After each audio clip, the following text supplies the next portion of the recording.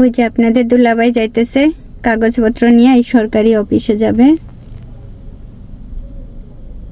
আর আমি এরকম গাড়িতে বসে থাকি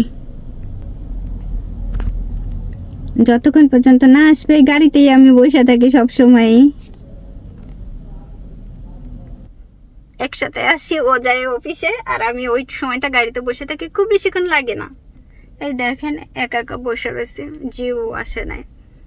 ওই যাইতে যে সময়টা আর অফিসে যে কাগজপত্র জমা দেবে 2-3 মিনিটের মধ্যে হয়ে যায়, তার মানে ধরেন সর্বমোট 5-10 মিনিটের ভিতরে চলে আসবে।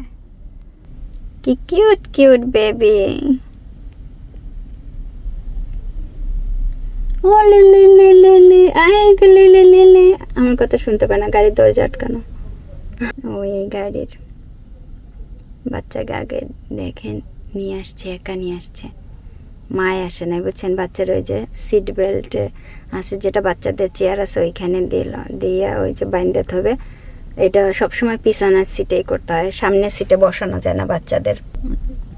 পিছনের সিটে যে বসাইয়া তারপর উনি যে সামনে বসবে, দেখেন দেখছেন, যে ঘুরা যায় সামনের সিটে বসবে, ড্রাইভ করে চলে যাবে।